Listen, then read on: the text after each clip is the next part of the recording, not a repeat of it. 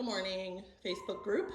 We are getting ready to start the evaluations for Maddie's litter and everything's set up. So I just want to do a little tiny explanation before we post the first puppy. So this is our testing room. We've got our pen set up with all the things that we need.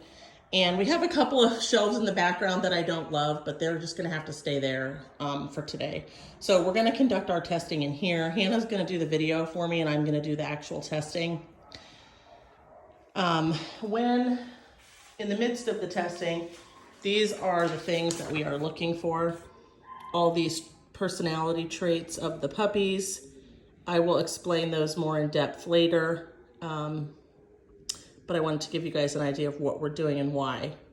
So the first thing I'm going to do is sit on the floor in the middle of the pen, and Hannah's going to place the puppy down inside the pen, and we're going to determine their assertiveness with people. And that means, how do they approach me? If they're low assertive, they're going to approach me in a polite manner. Medium means that they usually approach in a polite manner, but then they become more assertive as time goes on. And highly assertive puppies usually will just put their paws right on me, jump up on me, lick my face, do things like that. The motivation level that I'm looking for is, how motivated is this puppy to work for me? Like when I ask it to cross the bridge or step up on the wobble board or follow me, is it going to do it or not? Energy level is, well, I say it's obvious. I guess it's not obvious. It's low, medium, or high. Even a low energy Australian Shepherd still has energy. So keep that in mind when you're looking at these scores. I get that question a lot. Prey drive, nose drive, what is that?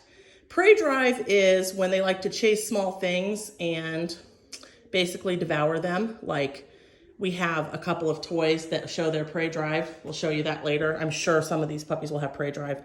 Nose drive is when they follow their nose. Like, do they catch a scent and follow it? We'll see. That's pretty easy to tell too.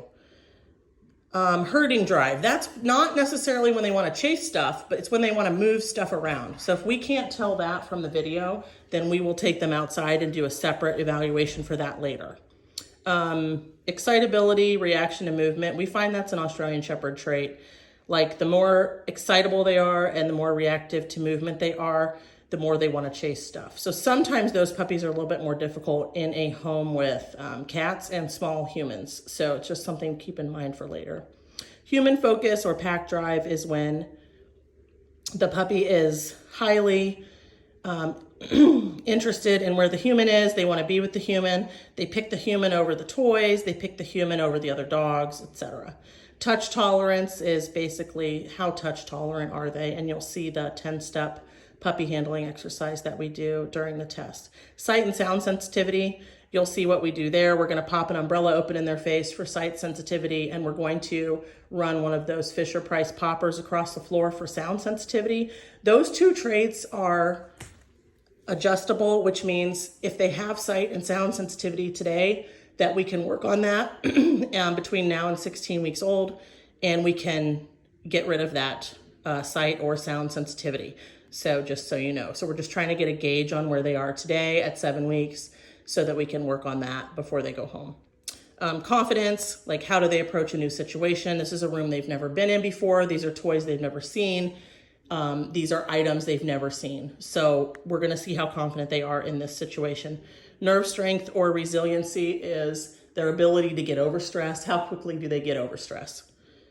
Tenderheartedness is when they take on the emotions of their humans. So I'm going to flop down on the floor and have a big temper tantrum, and we're going to see how the puppy reacts.